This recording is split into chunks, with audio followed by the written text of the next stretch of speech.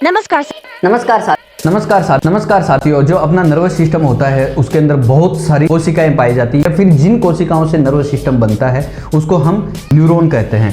जिस प्रकार अपने शरीर के अंदर अदर सेल्स होती है उसी प्रकार से ये न्यूरॉन सेल होती है।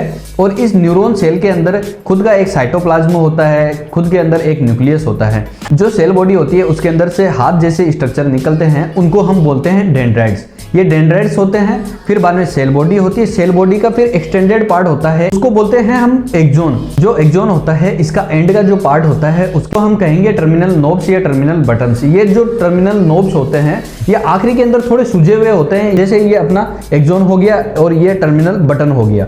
ये आगे से थोड़ा सा गोल गोल होता है या फिर मोटा सूजा हुआ रहता है। इसके अंदर होता क्या है कि वेसिकल्स होती है। इन वेसिकल्स के अंदर न्यूरोट्रांसमीटर्स होते हैं। न्यूरोट्रांसमीटर जैसे डोपामिन, हिस्टामिन, इस प्रकार के अलग अलग उसके न्यूरोट्रांसमीटर्स होते हैं। अब ये जो न्यूरॉन सेल होती है ये कभी भी डिवाइड नहीं हो सकती और इनको जिंदा रहने के लिए या फिर इनको चलने के लिए सिर्फ ऑक्सीजन और ग्लूकोज ही चाहिए, या फिर एटीपी का निर्माण करती है। वो सिर्फ ग्लूकोज से ही एटीपी का सिंथेसाइज करती है। पर मैं आगे बता देता हूँ कि ये जो न्यूरॉन सेल होती है इसके अंदर जो ये एक्सोन होता है, एक्सोन के चारों तरफ स्वान सेल्स होती है। अपने आप में स्वान सेल एक अलग सेल होती है जिसके अंदर खुद का इनका न्यूक्लियस होता है, खुद का साइटोप्लाज्म होता है, एक अलग काम होता है।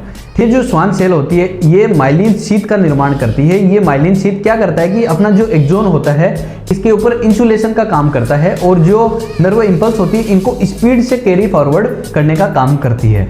आगे बढ़ते हैं और देखते हैं कि जो दो न्यूरॉन होता है उनमें जो इंपल्स होती है उसका ट्रांसमिशन किस प्रकार से होता है। यहाँ पर जो दो न्यूरॉन मिलते हैं उस एरिया को हम बोलते हैं सिनेप्स। सिनेप्स से पहले का जो न्यूरॉन होता है उसको बोलते हैं हम प्री सिनेप्टिक न्यूरॉन, और जो सिनेप्स होता है उसके बाद में जो न्यूरॉन आता है उसको बोलते हैं पोस्ट सिनेप्टिक न्यूरॉन।